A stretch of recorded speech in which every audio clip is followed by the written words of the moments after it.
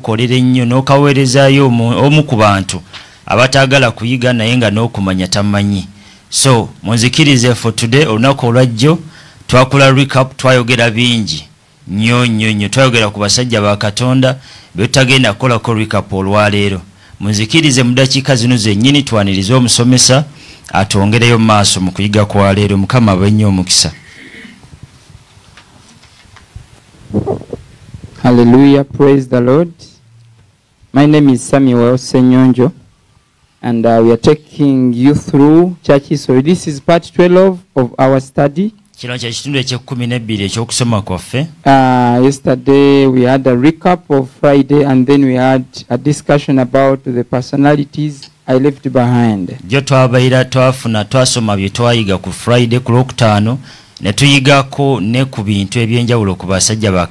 Those you did not discuss, we shall not discuss.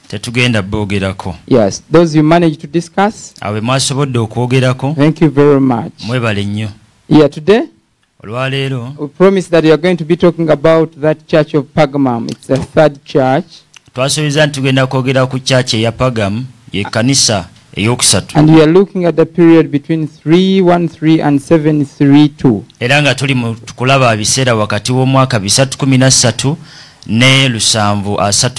Yeah, it is so important that we get knowledge at this time if we can. Yeah,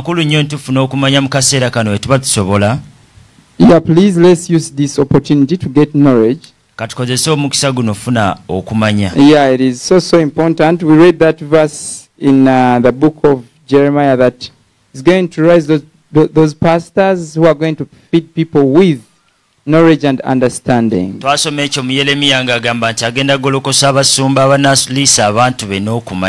Yes, so some pastors are going to be left out and people are going to leave churches. Why? Because some people are not knowledgeable. So kati abasumba abamu bagenda lekebwawo abantu abamu bave mu kkanisa kubanga abantu abasinga tebamanyi. Let me hope you are doing the needful. I can't hear Konde.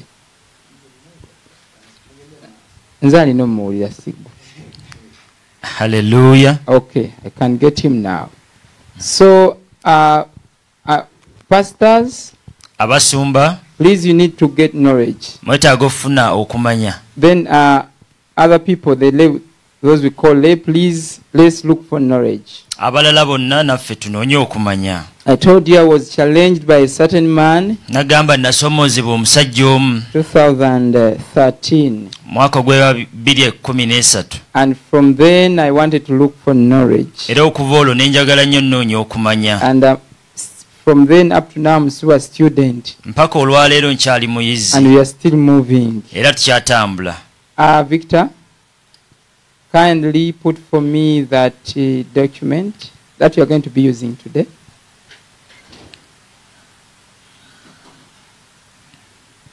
Wow.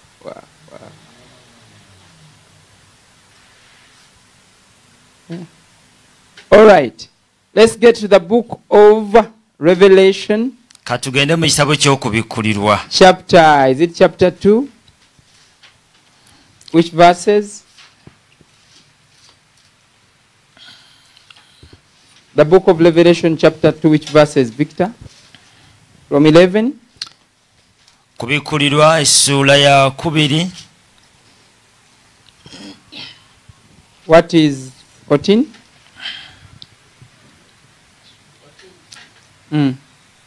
12. Okay, 12. Let's read. Kubikkulirwa 2:12. How does it read? Era eri malayika ow'ekkanisa ey'omu Perugamo wandiika nti bw'atyo bw'ayogera oyo alina ekitala ekisala eky'obwogi obubiri nti mmanyi gy'otuula awali entebe ey'obwakabaka obwa Sitaani era okwata erinnya lyange so teweegaana kukkiriza kwange era ne munnakuza Antipa omujulirwa wange.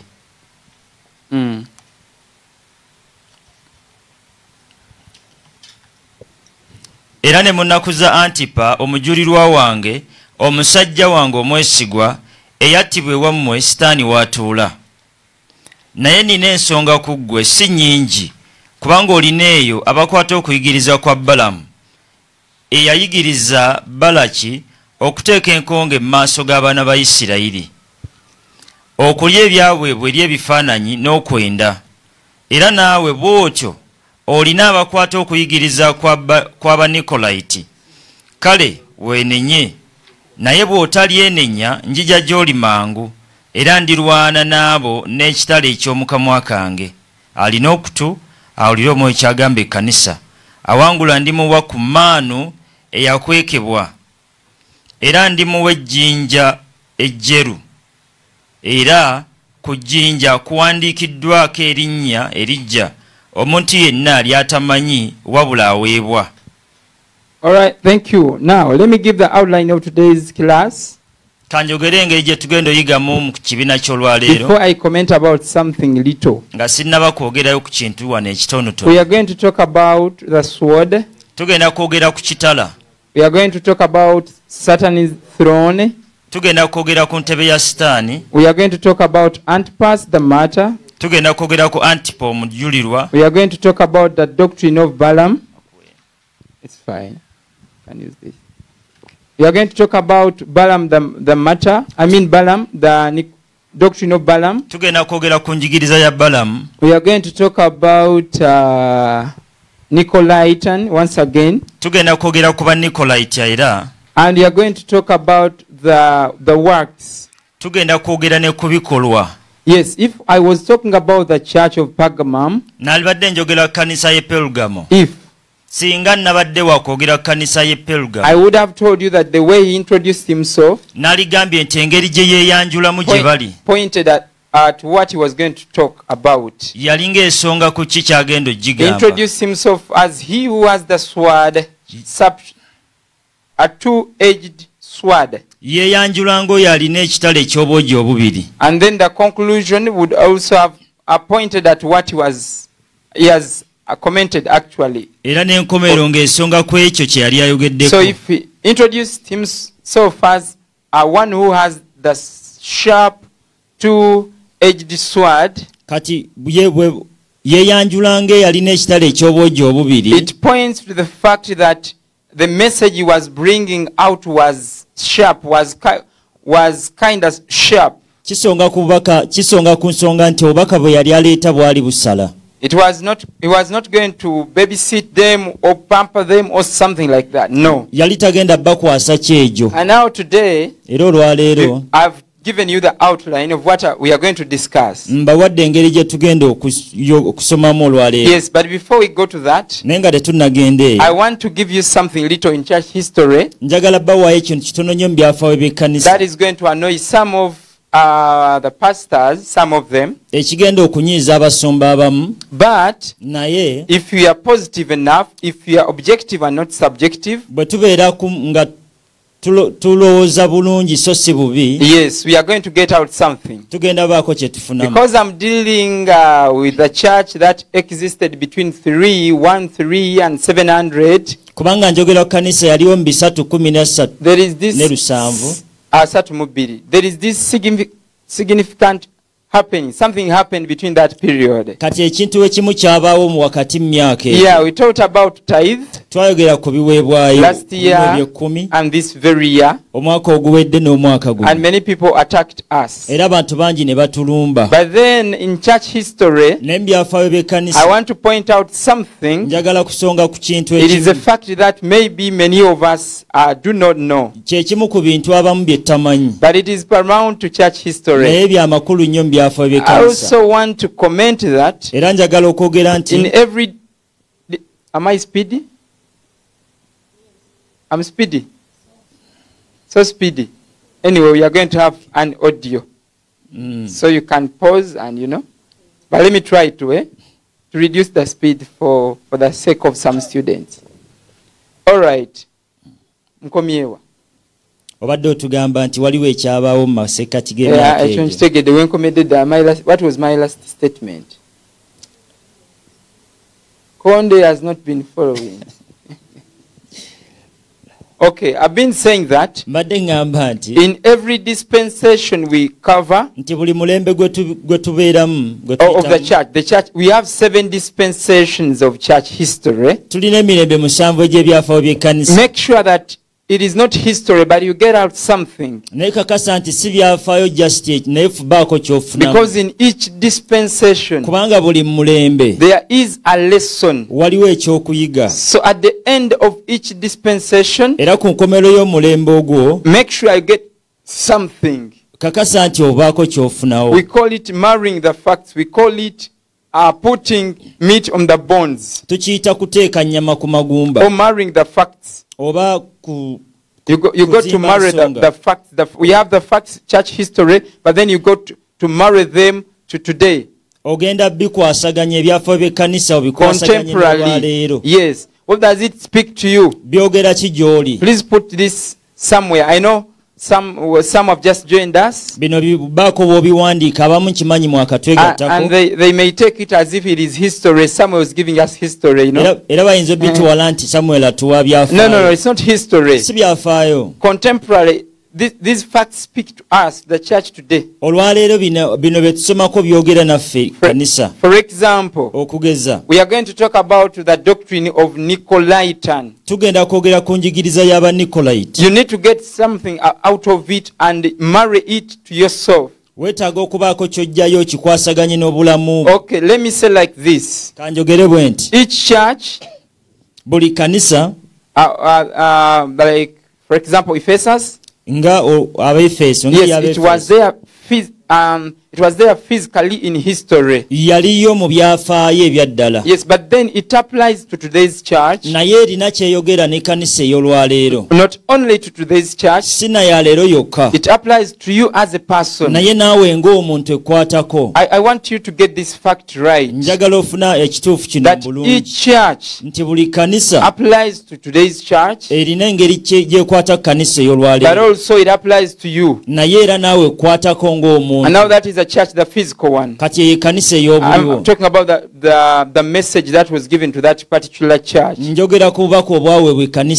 As well, it applies to you. But then there is also the dispensation, putting the church aside. We have the dispensation. What is it, sir? Proceed. Okay. Each church, there is that physical church, but then there is a dispensation church. The things that happened in that dispensation, those things that happened in the dispensation applies to us. So please don't get lost. I said this at the beginning, but this is the 12th lesson, so I want to remind ourselves. Yes, as we are enjoying church history, the facts and all those things, we need to apply those facts to us today and the church and the body of Christ. Yes, they do apply. For example, that doctrine of Nicolaitan, I've talked about it over and over and over. Yes, number 1, loading over others. Loading over others.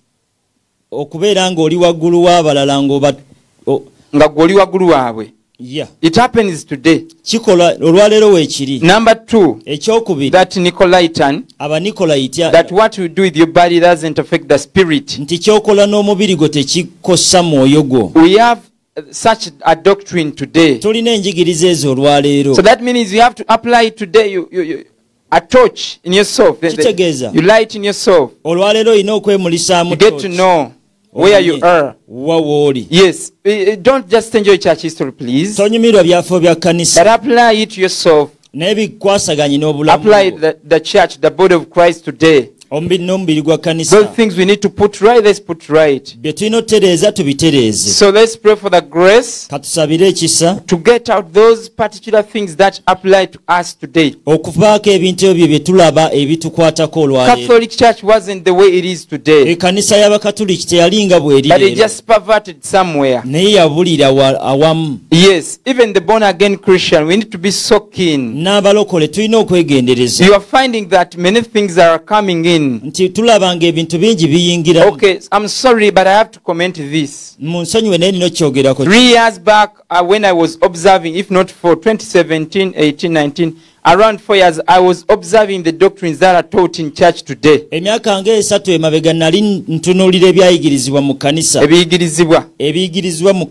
find out that more than 80% of the things that are being taught, they are wrong doctrines. Traditional doctrines, most of the doctrines are wrong doctrines. More than 8%, if not 8%.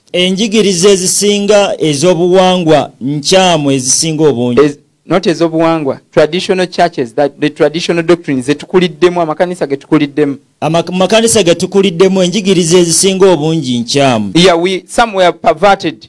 And why we need to study church history? These things are being carried on for years and years and years and years. Like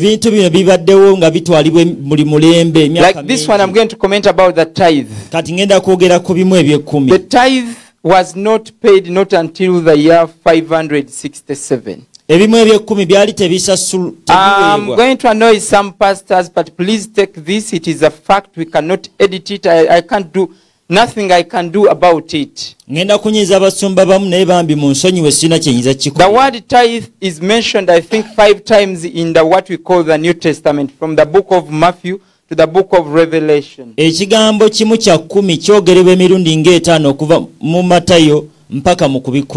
the verses they are speaking about it is the verses, it is on a negative part. Please quote me well. I think because this is something you cannot just quit. Let me give you these facts. You may want to attack me, but you can't. Let me give you these facts.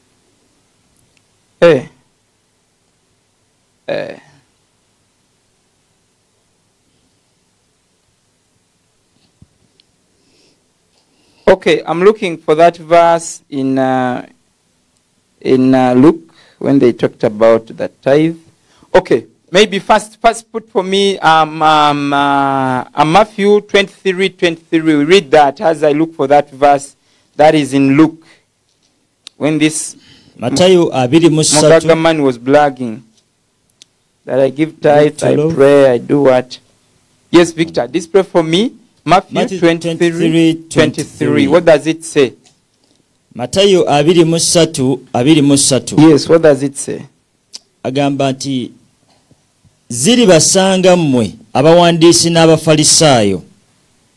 Ziri basanga mmwe abawandiisi n'abafalisaayo bannanfuusi, kubanga muwa ekitundu eky'ekkumi ekya nabbugira ne aneta ne kumino. Ne mulekayo ebigambo ebikulu eby'amateeka, obutalyanga nsonga n'ekisa n'okukkirizanga, naye bino kyabagwanira okubikola era nabiri obutabirikaayo. All right. So that verse that is in Matthew 23:23, Jesus was talking. I'm going to give you the times the word tithe is mentioned in the New Testament, all the verses. And I'm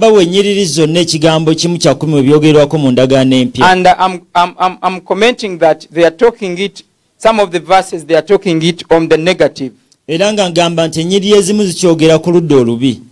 and I'll give my conclusion, but still I'm in church history. Because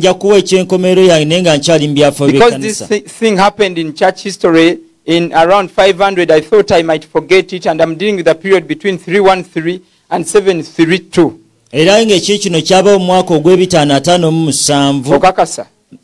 5,6,7 Yes. ate nga ndi mu kuwa ebyabeerewo wakati w'omwaka ogw'ebisatu 13 And now that is the first verse in the Bible when the word tithe is mentioned. gwe omulundi ogusooka mu Bayibuli ekigambo kimu kya 10 nga kyogerebwa. Jesus Christ was critiquing the Pharisees that they are giving the tithe on those small things. Those things of kumino, they are so small things, very tiny. They are like, for you people who know Muwemba and Kalo, those they are so small like that, like those are seeds. Wano Yesu yali anenya abafalisaayo nga abawa ekimu eky'ekkumi eky'obuntu obutono ennyo. Yeah, the cumin, the what, the mint, the cumin, the dill, they are so small like millet or sorghum. Ebintu ebyo kumino ne bitono ne aneta bitono nnyo nnyo nga These bulabo people muwemba. could count each seed and they got a tithe out of them. Bano abantu nga babala buli kasigo ne bajjamu ekimu ekyo ne bajjako ekimu. Yakwatanga endebe n'abala kasigo ku kasigo ajjeko tithe. Can you get that? Are you getting it? Yakwatanga endebe, you know, a gallon, and then they counted the seeds that were in that gallon, and then they had to chop off the tithe out of that gallon. Bakwatanga endebe nga wonaakwata endebe y'omuwemba n'obala kasigo ak'omuwemba n'ojjako ekimu eky'ekkumi kyako. Yes, and he's saying you can do that, but you forget these things: mercy, justice, mercy, and faithfulness. N'abagamba ebyo musobola obbikola naye mweyabira obutalya nsonga, ekisa n'obwesigwa. And now to the Jews he was saying, it's okay, you can pay those things, but these are, you know, you need to have justice, mercy, and faithfulness. Kati ng'ali Abayudaaya agamba musobola obbiwa naye temulina kwerabira bintu bino. He was not establishing tithe. Nga tasimba kimu kya 10. He was establishing mercy, justice, and faithfulness. Yali asimba kusaasira, obwesigwa n'obutalya nsonga. That is the same verse in Luke 11, 42, verse 42. Ye lwe lunyiriri lumu mu Luka 11.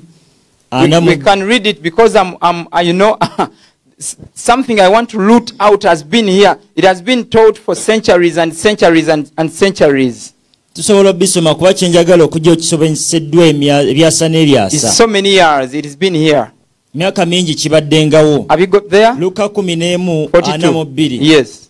Naye zibasanze mu Abafalisaayo kubanga muwa ekitundu eky'ekkumi ekya Nabbugira,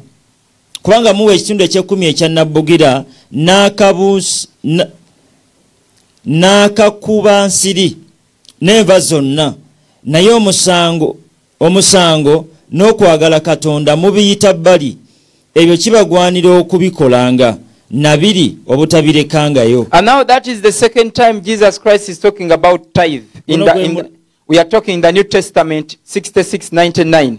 Guno gwe mulundi ogwokubiri Yesu ng'ayogera ku kimu eky'ekkumi. In the New Testament 66:99. Mu mwaka mu ndagaano empya 66. Ebitabo 66. 66:99 means mu bukomera. 66:99. Mu bukomera. Mu bukomera in brackets. Are they brackets? Yeah, no, not brackets. Mu bukomera. Obuwabi. So New Testament in 66:99. Yeah. Because New Testament is not from Matthew to Revelation. That is why I'm saying 66:99. So this is the second time he's talking about the word tithe.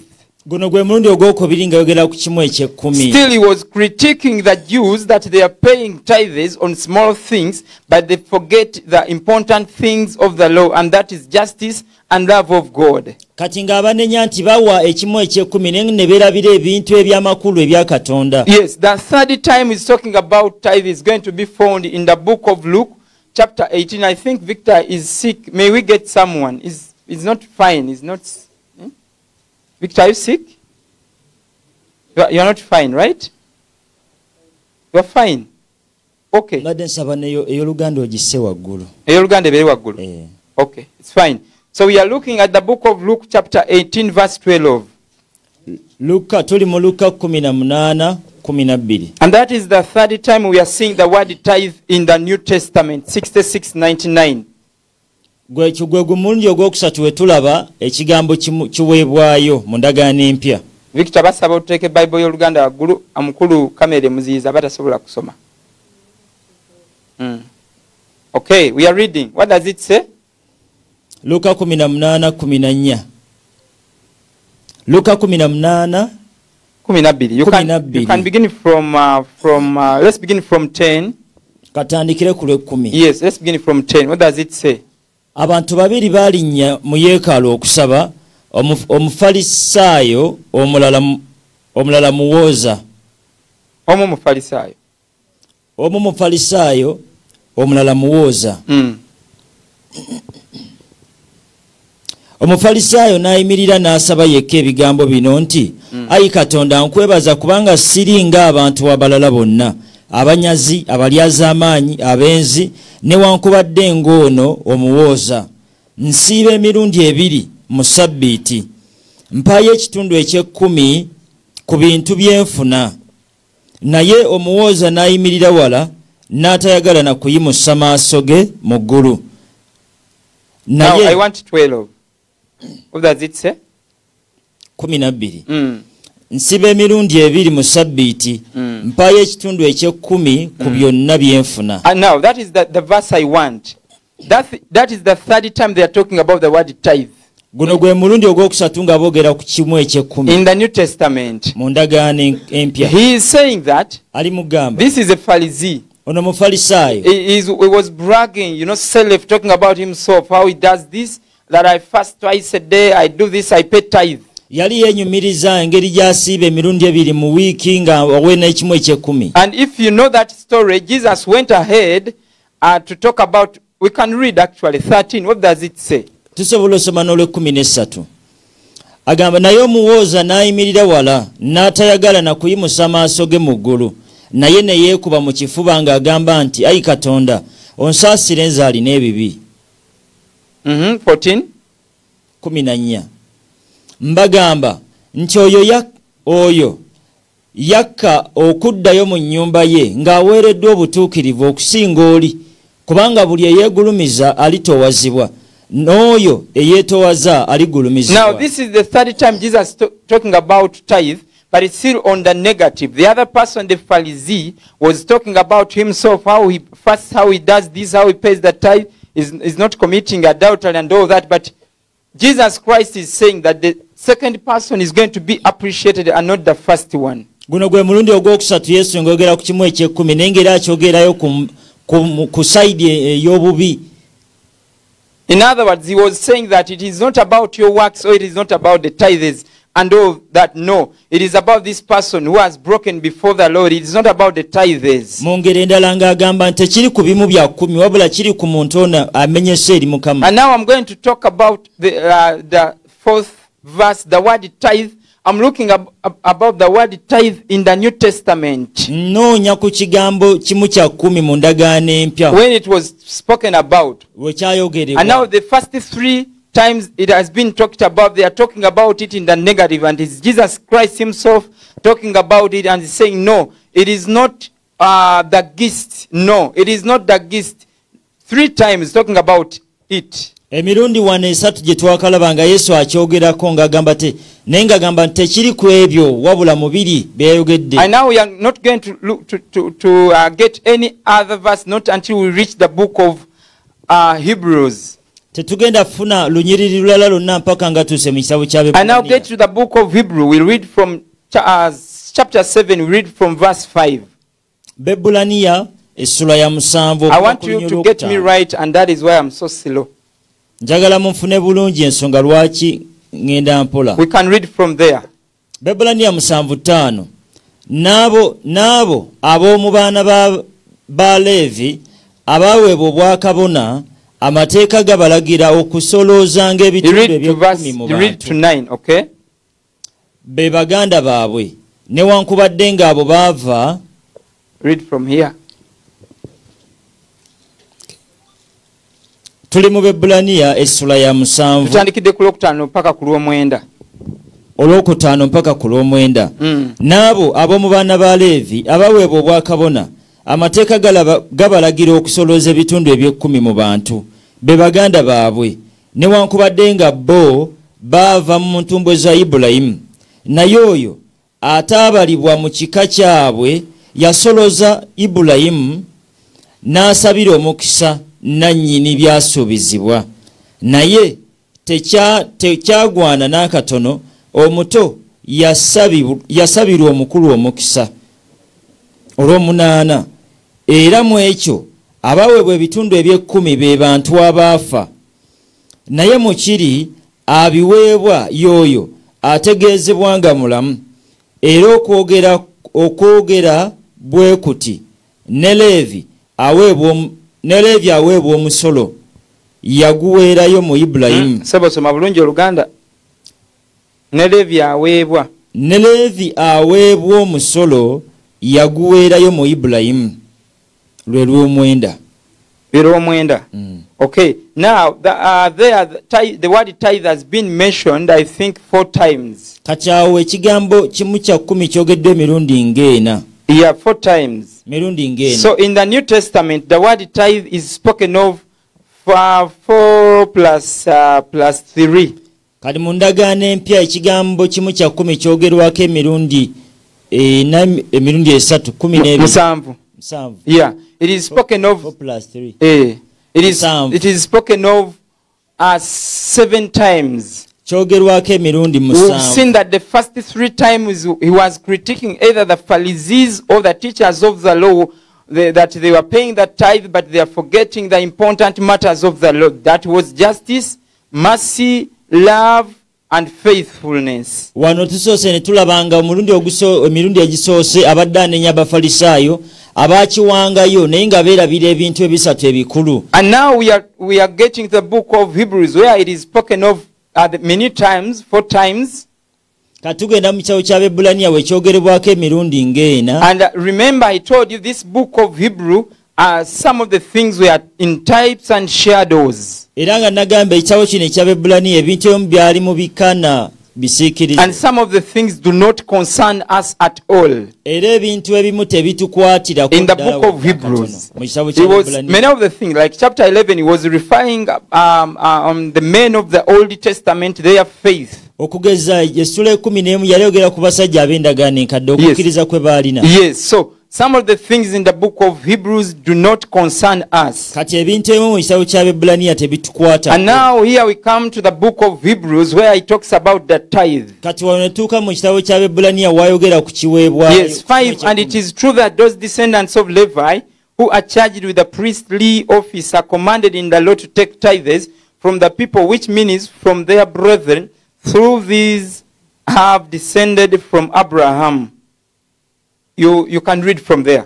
Nabo abombana ba Levi abaweebwa obwakabona amateeka gabalagira okusolozanga ebitundu eby'ekkumi mu bantu. Yes, a tenth from the people, that is their brothers, even though their brothers are descended from Abraham. Newankubadde nga abo baava mu ntumbwe za Ibulayimu. Now 6. This man, however, did not trace his descendant from Levi. Yet he collected a tenth from Abraham and blessed him who had the promises. Kati olw'omukaaga lugamba naye oyo ataabalibwa mu kika kyabwe yasoloza Ibulayimu n'asabira omukisa nannyini byasuubizibwa. So now he was talking about Melchizedek. Yali ayogera ku Melchizedek. Remember, Melchizedek received a tithe from Abraham in the book of Genesis chapter 19. Jukira Melchizedek yafuna ekimu eky'ekkumi okuva ku Ibulayimu mu luberebere 10. And he's saying that this Melchizedek does not come from the line of Levi. Remember, Levi were the people who are given the authority to collect the tithe from the children of Israel. Kati jukira agamba nti ono Melchizedek yali takkirizibwa kufuna kimu kya 10 kubanga yali tava mu baana b'Abaleevi. I'm not going to go into the deep depth of tithe because we have 8 types of tithes. Sigenda genda nnyo mu buziba bwa kimu kya 10 kubanga tulina ebimu bwe 10 bya mirundi 8. And one of the tithes is this tithe of Abraham. It is the only tithe that we can cling on to pay tithe today. Era ekimu ku byo kye kino kimu eky'ekkumi ekya Ibulayimu kye tuyinza okwesibako okubiwa leero. Yes, okay. This man, however, did not trace his descent from Levi, yet he collected a tenth from Abraham and blessed him who had the promises. Olw'omukaaga. Yes. Naye oyo ataabalibwa mu kika kyabwe yasoloza Ibulayimu n'asabira omukisa nanyini byasuubizibwa. Now I'm reading 8. Olw'omunaana. In the one case the tenth is collected by men who die, but in the other case by him who is declared to be living. Era mu ekyo abaweebwa ebitundu eby'ekkumi be bantu abaafa, naye mu kiri abiweebwa ye oyo ategeezebwa nga mulamu. 9. One might even say that Levi, who collects the tenth, paid the tenth through Abraham. Era okwogera bwe kuti ne Levi aweebwa omusolo yaguweerayo mu Ibulayimu. Okay, let me just clear this. Kantereeze kino. Paul was referring of the tenth in the Old Testament of Abraham. He was talking about Melchizedek, who is a type of Christ. Paulo yali ayogera ku kimu eky'ekkumi mu ekya Ibulayimu. Yes, through Melchizedek, who received it, who was a type of Christ. Okuyita Melchizedek yakifuna eyali nga Kristo. At first, last year we taught that we are supposed, we can pay, we are supposed to pay this tithe, but we are clearing this now, or we cleared it. Olwasooka twasooka ne tugamba tulina okuwa ekimu eky'ekkumi kino naye kati tukitereeza. We are of Abraham. Ekimu eky'ekkumi ekya Ibulayimu. Yes, that is what we taught last year. Ekyo kye twayigiriza omwaka oguwedde. Yes, with Pastor Mkuye last year. Omwaka oguwedde. But then this time around when we taught it, of course we taught a different thing. I want to establish what we taught this year. Naye omwaka guno njagala kusimba kye twasomesa. I'm not promoting that people should not pay, but I want to bring out something, the facts which are even in church history. Sirigamba nti abantu tebalina sasulwa naye nzijayo amazima agali ne. Now, in this verse he's saying that even Levi paid the tithe through Abraham. Kati ne mu kitundu kino agamba nti ne Levi yawaayo ekimu eky'ekkumi okuyita mu Ibulayimu. This tithe was paid once. Ekimu eky'ekkumi kino kyaweebwayo. Abraham paid it once. Ibulayimu yakiwaayo omulundi gumu. According to the first law of mention, it is in Genesis chapter 15, that is we see that word tithe. Okusinziira ku tteeka okusooka kw'ekigambo okwogerebwa tulaba mu Lubereberye 19 nga 14 nga Ibulayimu awaayo ekimu eky'ekkumi. Ibulayimu nga he paid it once. Yakiwaayo olumulundi. He never paid it the second time. Teyakiwaayo gwakubiri. Or the third time. Ogwokusatu.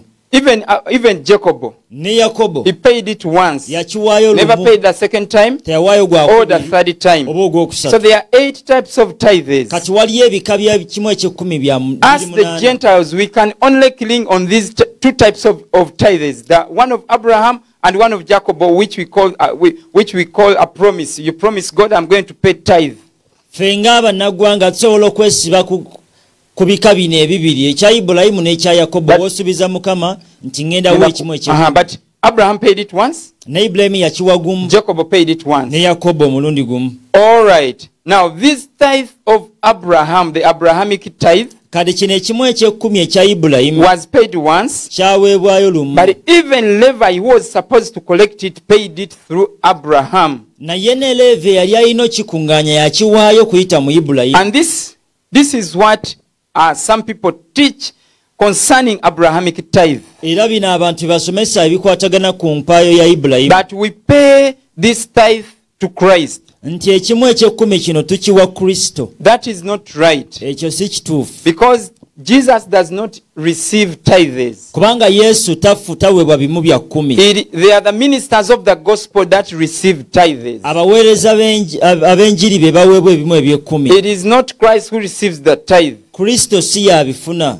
Jesus Christ does not receive tangible things. Kristo tafuna bintu byaffe bikwatibwako. I repeat this. Jesus Christ does not receive tangible things in the New Testament. Yesu Kristo tafuna bintu bikwatibwako mu ndagaano. There is a difference between the New Testament and the Old Testament. Waliwo enjawulo wakati w'endagaano empya n'endagaano enkadde. In the New Testament, Jesus is not looking for tangible things. May we get to the book of Psalms chapter 51 verse 6.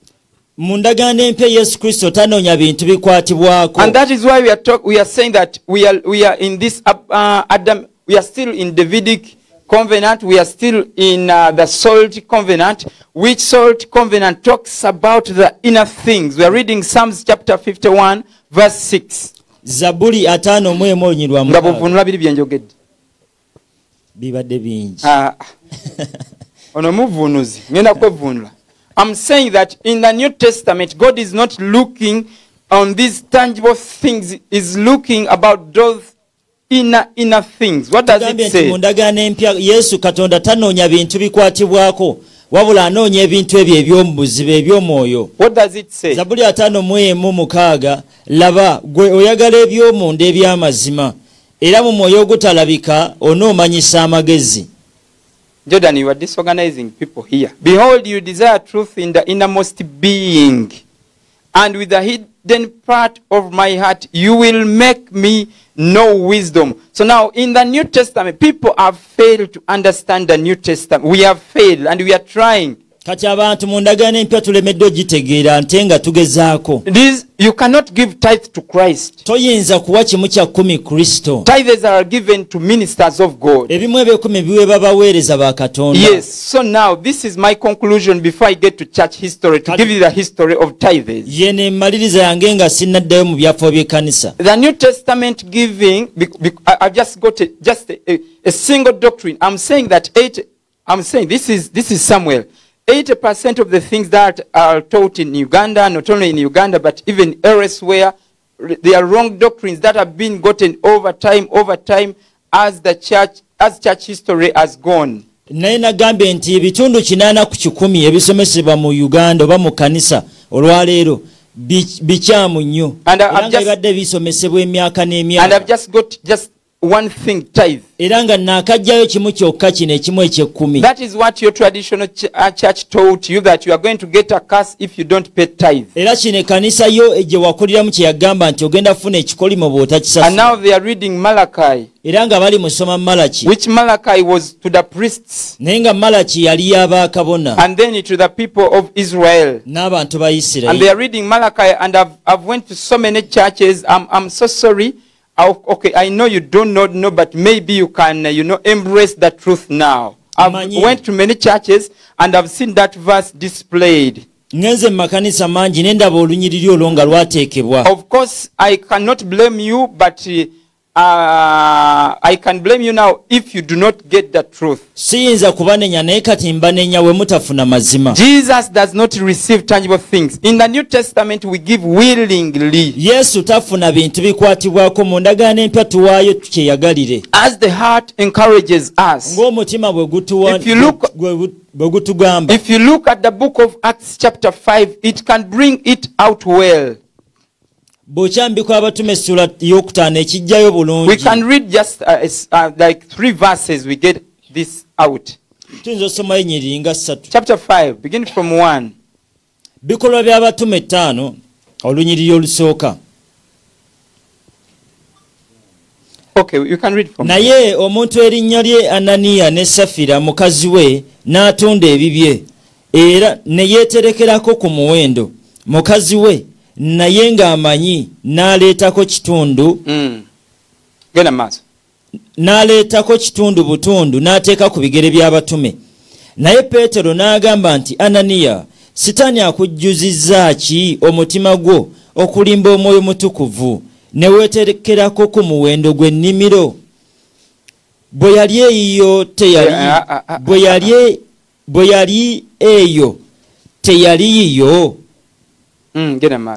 eyo teyali yiyo. Era bwe yamala okutundibwa teyali mu buyinza abo. Kiki ekikuteesezza mu mutima okukola bw'oti? Tolimbye bantu naye Katonda.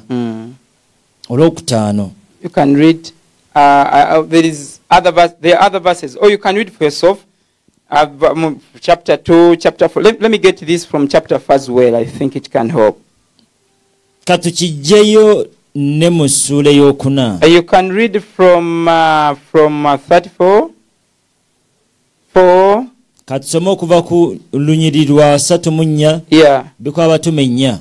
There are so many verses, but you can read those two. They are enough. Bikolwa by'abatume 4:34. 4:34. Kubanga tewali mu bo eyeetaaganga. Kubanga bonna abaalina ensuku oba omuwendo gwazo oba ennyumba, kubanga bonna balina ensuku oba ennyumba bazitundanga ne baleeta omuwendo gwazo ezatundibwanga ne baguteeka ku bigere by'abatume ne bagabiranga buli muntu nga bwe yeetaaganga. Tumazeeyo olwo lwe lwasatu mu ettaano olusembye. Okay, now that verse brings out the fact that they sold whatever they had. They sold, okay, some of part or some of the things they had, and they brought the money of the proceeds to the apostles. Olunyo olulaga nti baatundanga bye balina ne baleeta ssente eri abatume. Now, if I sold my house at 300 millions, bwe mba ntunze ennyumba yange millions asatu, if I'm supposed to pay tithe, I'm going to give you 30 millions. Naye bwe mbeera waakuwa kimu kya 10 nkuwaako obukadde busatu. Asatu. Obukadde asatu. But if the Spirit encourages me to sell my house, naye omwoyo bw'annungamya otunda ennyumba and I sold it 300 millions, n'engitunda obukadde bisatu, I'm going to bring 300 million to the church. ngenda leeta obukadde bisatu. Now what is better? Kye ekirungi. What is better? Kuleeta bisatu. Kuleeta bisatu. Oba kuleeta anti kati ate mwe abasumba mwagala ndeeta asatu. Ng'omutima. Okay. They are giving us a verse. Which one? 2 Corinthians 9. Okay, you want me to read that one? It's cool. It's okay. 2 Corinthians 9:7. Where you tusanyuka? 9:7. 2 Corinthians 9:7. What does it say? Bakolinso ekyokubiri 9:7. Buli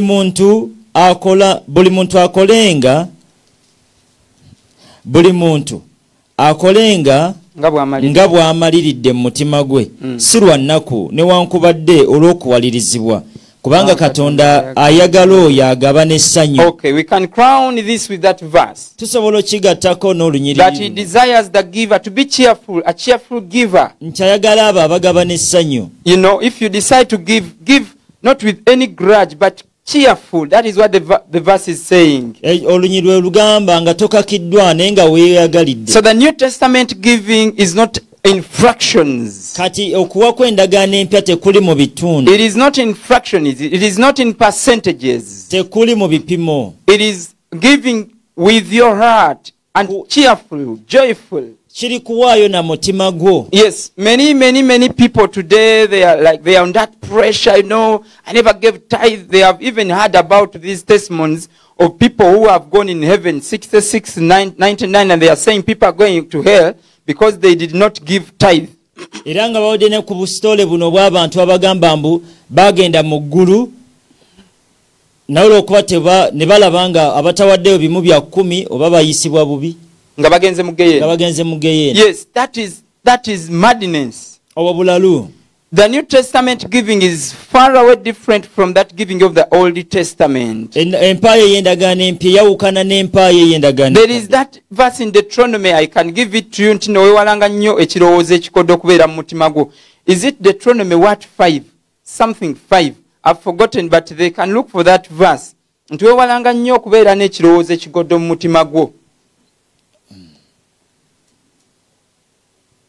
Yes.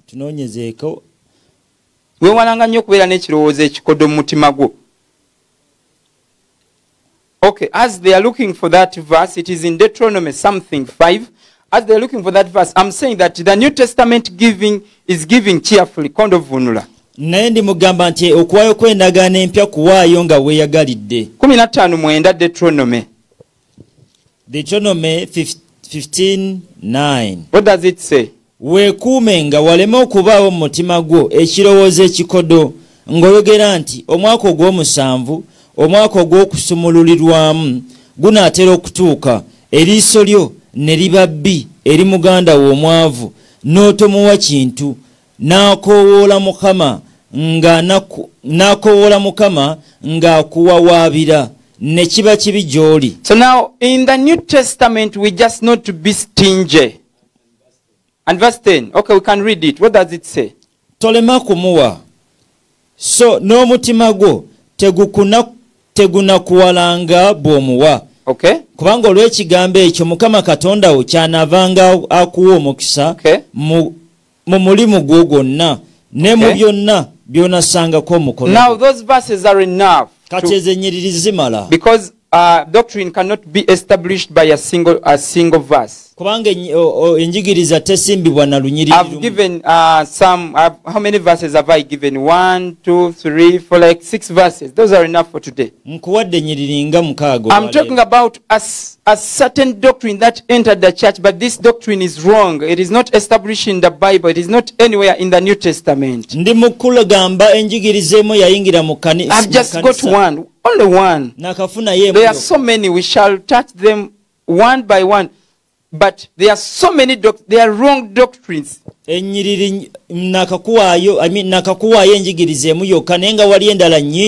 many, and they have been here for years and years and years. And if pastors hear us teach about them, they are saying we are mad, or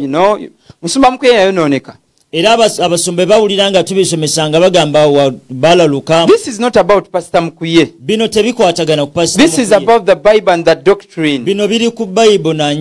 Like that verse, that doctrine. You cannot establish that tithe in the New Testament. And we cannot live in the New Testament while we are in the Old Testament. You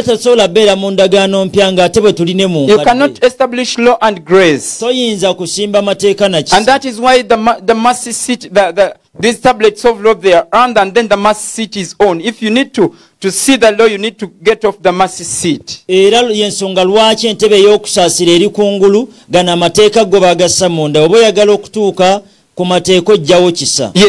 that points the fact that we cannot live in the dispensation of law and in the dispensation of grace. You either in law or in grace. You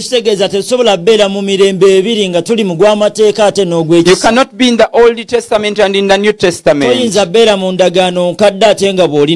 if you stay in the Old Testament, that is the mockery of the New Testament.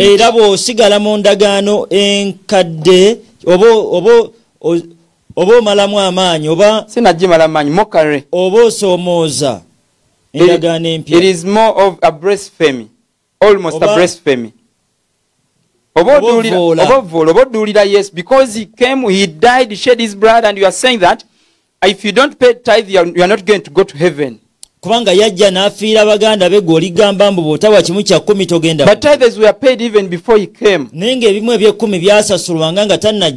Many things like, okay, this one may quote me, you may quote me wrong, but it is still there. But that if you are not baptized, you cannot go to heaven. I'm not against those things. I'm not against baptism, but that is not salvation. Yes, that is not salvation. Those things were there before Jesus came. So about doctrine, so many doctrines that are going on, people are emphasizing minor things for salvation. Now, what is the New Testament giving? Because another challenge we have today, pastors are crushing things, but they don't know the right things as well. They are saying this is wrong, but they don't know what is right or what is the truth. Having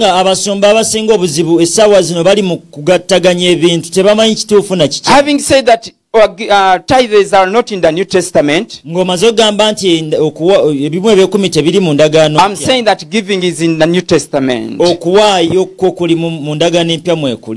And the giving of the New Testament, it is more paramount than the giving of those tithes. The fractions people want, we pastors are clinging on.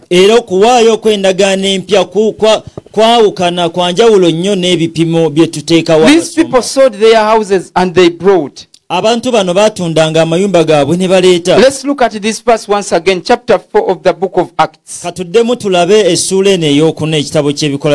Yes, what does it say? We read from 34. Yes, read from 34. Read to 37. Yes. Kubanga tewali mubbe yeetaganga, kubanga bonna abalina ensuku oba ennyumba baazitundanga ne baleeta omuwendo gwazo ezaatundibwanga. Ne baguteeka ku bigere by'abatume, ne bagabiranga buli muntu nga bwe yeetaaganga. Ne Yusufu abatume gwe baayita Balunabba. okutegeezebwa kwalyo nti omwana wa Ssanyu nti mwana wa Ssanyu omuleevi eyazaalibwa Kupulo 37 yakola ki yalina ennimiro n'agitunda n'aleeta effeeza n'agiteeka ku bigere by'abatume. Now look at this one. Kati tunuulira if he was to give a tithe, bw'oba wali wakuwaayo wouldn't have made any impact. tekyalikoze makulu But joyfully he sold his garden. It was a garden, his field. yatunda olusuku lwe And then he brought the money to the apostles. n'aleeta sente eri So the New abatume. Testament giving is giving of heart. Kati okuwaayo kw'endagaano empya kuwaayo kwa And if mutima. that means if someone is stingy, ekyo kitegeeza omuntu bw'abeera mukodo then they are wicked from the heart. awo abeera mubi mu mutima. But if these people, they are free givers, ne bwe babeera nga bagabi then they are right with God. You know, they are right. I mean, their hearts are pure. awo emitima gyabwe giba mirongoofu. Yes, I'm trying this. When I started reading these things, I started. Actually, Pastor Mkwe came to our church to preach that thing of tithe. Musumba Mukwe yajja kanisa yaffe okubulira ku kimu eky'ekkumi. 2018. 2018. I was going to oppose him. Nali ngenda muwakanya. But my father, when I was growing up, he told me, please never oppose someone when he's preaching. Never do that. Nali ngenda muwakanya naye taata wange yaŋŋamba nti towakanyanga omuntu ng'abuulira. He taught us curse. Yatubuulira ekikomo. I remember that sermon and I had it on my tablet, but it was stolen. Yatubuulira ku kikemo ekyo. Not kikemo. Curse. Chikolimo. Chikolimo. Yes, that he told, if you don't tithe, chikolimo, curse. If you don't tithe, you are, you know, those things that are going to hell and all that. Nga tubuulidde nti bw'otawa ekimu kya 10 ogenda mu geyeena. He was my friend. Yali mukwano gwange. But I was not believing that. Naye nga nali sikikiririzaamu. And I was so happy. Era nasanyuka. That last year. Nti omwaka oguwedde. He taught a different thing. N'asomesa ekirala. Then this year. Ate omwaka he went ahead to elaborate the 8 types of tithes. N'agenda maaso n'annyonnyola In New Testament there is no curse. Mu ndagaano empya tewali kikolimo. If you don't give that tithe, you are not cursed. Bw'otawa kimu kya 10 tokolimirwa. You are not cursed. Oba tokolimiddwa. Because we are not on that mountain of curse. Kubanga tetuli ku lusozi. We are on mountain Zion. So in New Testament it is free giving. Give with joy. Don't be stingy. Don't be stingy. Just have that open heart. I love it. I love those things of tipping. I have my friend Catherine Mutumba. She's online. Catherine Mutumba. I know she may not take this personal. Sometime back, she gave me money to withdraw. And I told her, I've given, was it 10,000 to these people, the tellers. For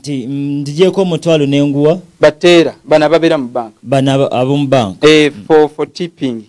Then she was like tipping her on my money. You are making yourself rich. That's how I do it. I told him not being rich, making myself rich, but I tip them. I'm not stingy. If you go to a certain hotel, they have served well, even if not well, tip them. I have my wallet. They know it. These are Jordan. It is a free wallet. I have my phone. They know the mobile money password. Pin code. Jordan mbawayiriza simanyi. Mbawayiriza. It is a free one. I have 3 numbers. They know all the pin codes for mobile money. I just want to be that free with money. And ever since I began it, there is a difference with my finances. I just want to be a free giver. I just don't want you to explain me so much about money. Onyonyole nnyo konde ng'obadde olina ky'onsaba nti ngenda wano. I don't need to explain me so much. Toyina kunnyonnyola nnyo. No, you don't need to. If I have money, I give. Bwe mba nina ssente nkuwa. Yeah, and I don't want to borrow you, because if I borrow you, you're not going to bring back and you're going to need it once again. Atenga sagala kuola kubanga bwe nkuola togenda ziyeta ate ugenda kuzetagira. Ate ngogenda kwetaaga obuyambi. So if you ask for 50,000, I can give you 20,000. Kati bw'osaba so that friendship remains. Bw'osaba etaano nkuwa ebiri omukwano gusigaye. I'm talking about the New Testament giving. Njogera kukuwayo kwendagaano empya. We just need to be free with money. Tulina beera beerufu ne ssente. Ekyo nkyegomba ku Pastor Gerard Mukuye. You just give.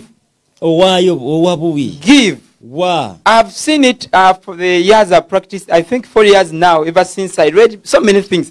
I read many things. I just wanted to know about this New Testament from 2017. Nasoma ebintu bingi nga njagala mmanye endagaano eno empya. Yes.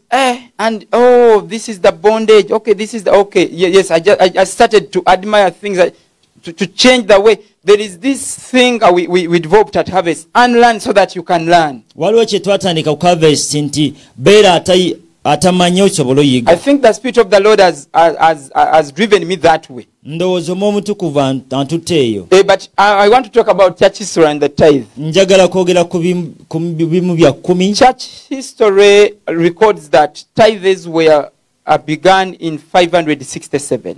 Ebyafa by'ekkanisa biraga nti ebimu eby'ekkumi byatandika mu 557.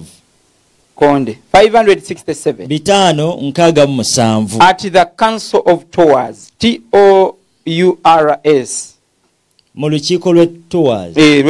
Tours. Yes, there is this bishop who wrote a letter addressed to other bishops, all those people who are leading. Waliwo omulabirizi yawandiika ebbaluwa n'agiweereza abalabirizi ab'enjawulo. And they were saying that people are starving, the bishops are starving, the priests are starving. So let's bring a certain tax so that we can cater for the bishops. Ne bagamba nti abasumba beetaaga tebalina kyakulya, abantu tebalina kyakulya, abaweereza tebalina kyakulya, katuleeteyo ekika ky'omusolo to cater for them. Okuba ekinaabalabirira. At first they were supposed to give only bishops. Mu kusooka baali balina kuwa balabirizi bokka. And at first it was not embraced. Okusooka tekyakkirizibwa nnyo. Not until 777 when it was embraced and it was made a law. Mpaka mu 777 lwekyafuulibwa etteeka. Another meeting, it was in Macon, it was in 585. Olukiiko olulala lwali mu Makoni 585. That council made it obligation that all Christendom countries were supposed to pay tithes. Era olukiiko olwo ne lukireetanga etteeka nti abakristaayo bonna ensi zonna ez'abakristaayo zirina kuwayo ekimu eky'ekkumi. But remember where we are going, the popes had taken, superiority, 700, 800, 900, 1,000. From 900, there was superiority. Kati jjukira we tugenda bapapa nga bafuna nga bagenda weebwa ekitiibwa bagenda bakula mu bitiibwa. So now it was made law in 777 that it was made law in 585 at the meeting of Macon that all Christian countries were supposed to pay tithes. Neera kati wano kyafuulibwa etteeka mu mwaka ogw'ebitaano nti ensi zonna ez'abakristaayo zirina obuwayo. And there were only bishops that were supposed to pay, to collect these tithes, and they could collect and then they could maybe give some money on the priests. Era nga balabirizi bokka be balina ozikuŋŋaanya ne bawaayoko ku basumba abamu. Remember back then the priests were not supposed to do any other work. They were supposed to be in the Bible, not even the Bible. They are supposed to read books and they were supposed to be in church. Jukira emabega eri abasumba nga tebalina kukola kintu kirala kyonna nga balina beera mu bbeera nga basoma bitabo na mu kanisa. So the monks and the nuns could starve and never had money, so they put it was more overtax, and people, they were supposed to be levied. And for you to be a member of the church, they are supposed to levy from you. Era abamonko n'abanaani nga tebalina kyakulya, tebalina mmere, kati ne bakiteeka ku bantu nga balina okuwangayo basobole obbabeezaawo. So we are going to talk about Kalimajin in the near future. I think in Kalimajin, I think, is the one who crowned Pope to be the spiritual leader and then the physical leader. It was I think Pope who crowned Kalimajin. This Kalimajin in the 7th century made it a law that it made it a civil law. At first it was not a civil law, it was a church law, but later on in the 6th century, I mean 8th century, that is around 900, it was made a law, a civil law to tithe people. Era ono Kalmajin ye yakifuula mu mwaka gwa actually it was 1285 in the Statute of Westminster. Mu 1285 mu Statute of Westminster Kalmajin ye yakifuulira etteeka okubeera nga buli omu kimukakatako w'ekimu eky'ekkumi. Yes, and then it was made law, and in the later years all purple states we are supposed to pay tithes, and all people we are supposed to pay tithes. Era mu myaka ejaddako nga buli muntu yenna alina okuwa ekimu eky'ekkumi mu kanisa. Later on, when we see what we call the crusades, it was mandatory for you to bring a tithe so that you could support the crusades. Era mu maaso we tutandika olaba crusades nga zitandise nga kyateeka gwe okuleeta ekimu eky'ekkumi osobole owanirira crusades ezo. Because crusades, these were holy wars. 6699. Kubanga crusades zino zaali ntalo za entalo entukuvu. And they were so costly. Era zaalinga za bei. So someone was supposed to pay a tithe so that they could support these civil wars. I mean these are church wars, the crusades. Era nga zaali za bei nnyo nga kati omuntu alina okussaamu ssente aziwanirire. And now many countries embraced this system, and it was the government to enforce it that people were supposed to pay tithes to support the church work. Era amakanisa Mawanga like England, France, Italy, and so many other countries. Mangi bakikiriza era abakulembeze b'amawanga ne bakiteekawo nga teeka nti buli muntu alina okuwa ekimu eky'ekkumi awanirire kanisa. Yes, and that is the history of the tithe. Era nga bye byafaayo So now in the 16th century, when we are seeing the Reformation under Martin Luther King, kati mu kyasa eky'ekkumi n'omukaaga nga tulaba okuddizibwawo Martin Luther King. Of course, Martin Luther King posted 95 theses. Those were things was protesting against the Catholic Church. Posted 95 theses, statements.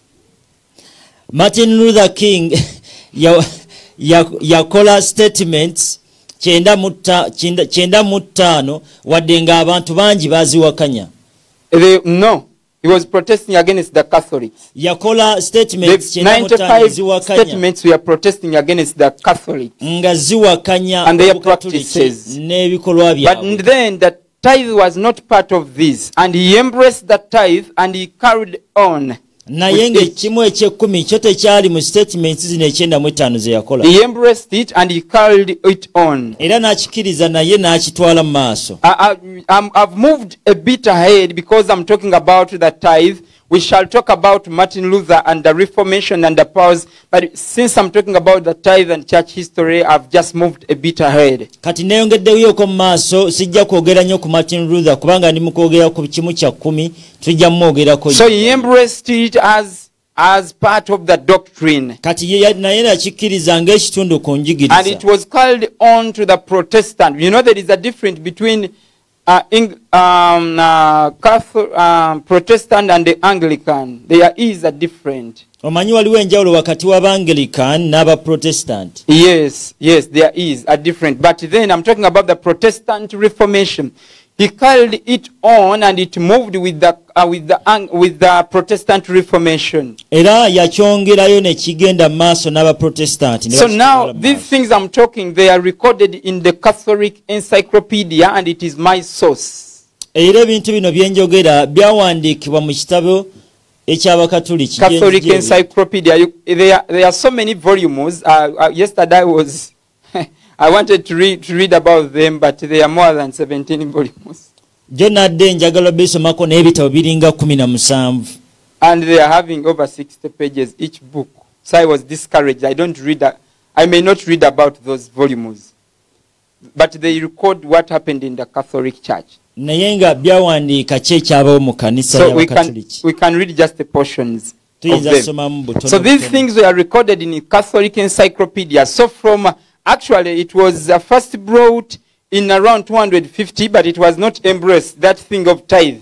Kyasooka leetebwa mu 250 naye tekyakkirizibwa nnyo. Yeah, I don't know whether I can give you that person who had brought it in 250. Semanyo bansobola okuwa omuntu eyali akirese mu 2:5 nene kiganibwa. It was no, I don't have the name right here with me. I don't have it right here. But it was first brought to 250, but it was not embraced. Not until in 567 in the Council of Tours and in another council. Mu 2:5 waliwo eyagalo kireeta naye ne kigaanibwa mpaka mu mwaka ogw'ebitaano mu council. So that the apostles never paid the tithe. Kati abatume tewali mutume yawa kimu kya 10. Those who followed the apostles never paid that tithe. Era abagoberera abatume tebawa kimu kya 10. In 300 during the reign of that guy Constantine, they never paid the tithe. Mu mwaka ogw'ebisatu mu mulembe gwa Constantine tewali yawanga kimu kya 10. In 400 they never paid the tithe. Mu mwaka ogw'ebina tebawa kimu kya 10. It was until not until in 500 when the Roman Catholic Church had begun, they wanted to cater for their nuns, the bishops, the local priests, and then they started to force people to pay the tithes. Mu mwaka ogw'ebitaano we gwatuuka abakatuliki nga baagala okubeezaawo abamonko n'abanaani baabwe n'ebigo byabwe ne baagala okuwa ekimu eky'ekkumi. So the tithe is not a New Testament teaching or doctrine. Kati ekimu eky'ekkumi si njigiriza ya ndagaano. It is an Old Testament teaching. Njigiriza oba nsomesa ya ndagaano nkadde. So that guy Martin Luther approved the tithe. Kati Martin Luther yakkiriza ekimu eky'ekkumi. Later on, some countries departed from that and they said, no, we cannot force our people to pay tithes, and that is when they had to bring in other types of taxation. Era emyaka we gyagenda amawanga agamu ne gatandika kigaana ngagamba tesobola kaka bantu baffe kuwa kimu kya 10. Awo we baleeterawo ebika by'omisolo emirala. Like the graduation tax. You never saw that. You are too young. Omusolo gw'omutwe. Wagulabako gwe nga bagoba bataata b'emisinde. Nalabanga mama nga bamu. Nga bamutwala emisinde ayise wuuyo ne bagwa mu binnya. So it was not until those types of tithe, I mean taxation were brought. Actually, tithe is more of a tax. Kati ekimu eky'ekkumi gulinga musolo. But some countries banished this and they said, no, our people cannot be forced to pay tithes. But they brought in a method of government giving some money to the church. Naye mawanga agasinga gakigaana naye ne baleetayo engeri endala abakulembeze gye bayinza owaayooko ssente eri ekkanisa. Is it enough for today or I can continue? Kimala leero oba it is enough for today, right? Ziri saa mwenda. Okay, Zoom, do I have some people who have any comment? If I have no people, I think we can begin from here tomorrow.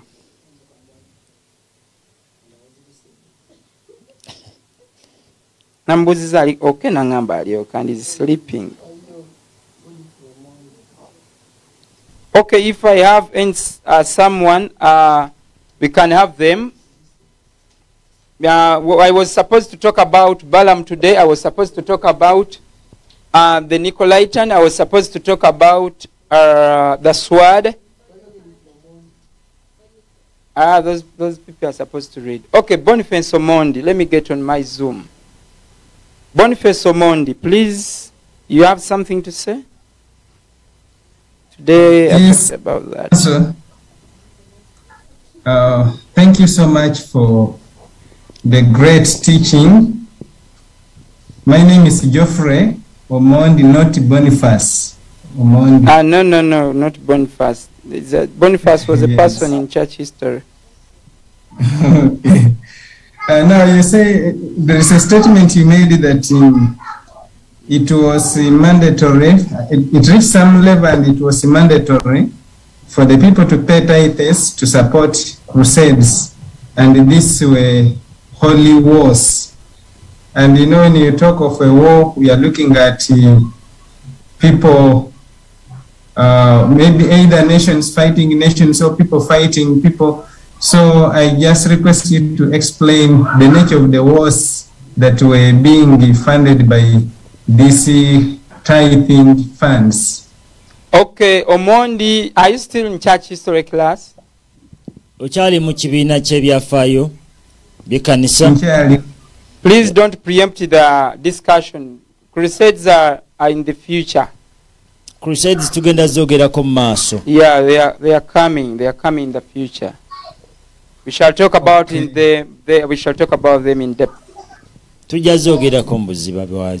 I have any person? Geoffrey Omonde, I don't see any other hand. All right. I think I'm going to call it a day. Tomorrow I'll be talking about that church. The Church of Pergamum. And if I may give a simple background of this church, if I may give, if I may give, Kanjogereko. I know English came by ship. It is not our mother tongue. Oluzungu lwajjira ku kyombo. Lwajjira ku mmeri. Twali tulwana nga twogera Luganda oluzungu ne lujja. Twali tulwana nga twogera Lusoga ne baleeta oluzungu. Yeah. Yeah, so it's fine. All right, if I may give a simple background or a simple background of this church. Kampeyo kubyafaayo bakubuve kanisa. This church, the physical church, was on a mountain. It was on a hill. Kanisa ne yobuliwo yali ku kasozi. And there was a swamp. Era waliwo olutobazi. Not a swamp, a valley, sorry. There was a valley. Waliwo ekiwonko. Below it. Wansi waayo. So the physical Pergamum was on a hill.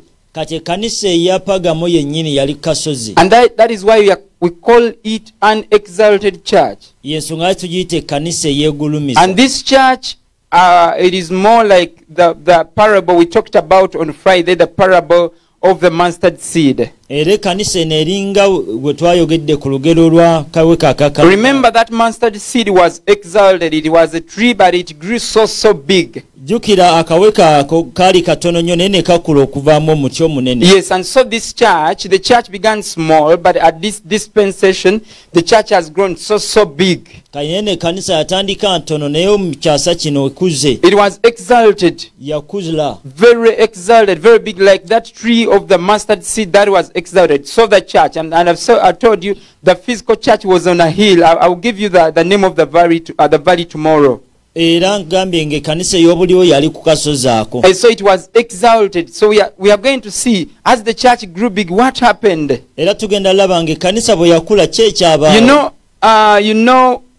don't need the government or the state, but when people, the population is growing large, that is when we need organization, the government and all that.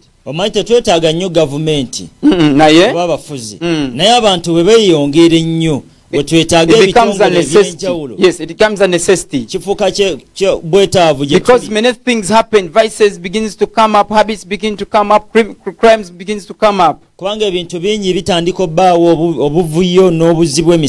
so happened to this church. The church grew so big, and then doctrines had to come in, many things had to come in. It grew so rich that they forgot about God. They were no longer looking to God for money, for anything, for doctrine of the Holy Spirit, but we are looking to people, they are looking to the government.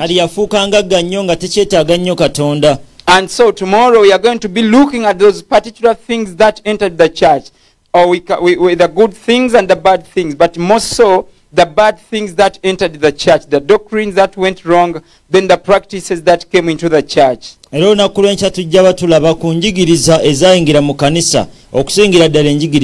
are going to see that it is going to corroborate with the mustard seed, because in the mustard seed we saw many practices that entered the church. For example, yes,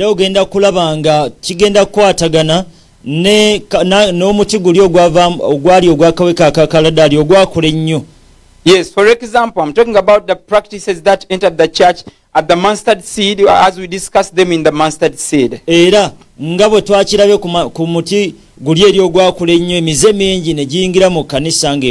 example, worshiping women or ladies as gods. For example, Mary worship. We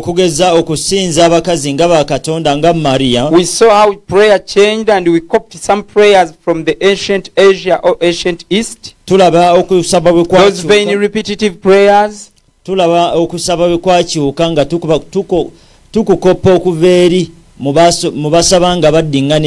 saw saint worship. People started worshiping people instead of worshiping God, and they perverted from that. We saw, did I talk about monasteries? Yes, we saw monasteries, and people were thinking that monasteries could get them salvation and not Jesus Christ. We saw about relics. Yes, honoring things, honoring, you know, that, oh, here Peter was buried here, let's put a church, you know, relics, honoring funny things. We saw idol worship. So those things entered the church as the church grew big, and they were no longer looking to God or the Holy Spirit. Now those things that happened in the mustard seed corroborates very well with what happened in the church of Pergamum. And so tomorrow I shall be looking at those things, and then maybe if we still have time, I'll give you the summary of 300, 400, 500, and then 600.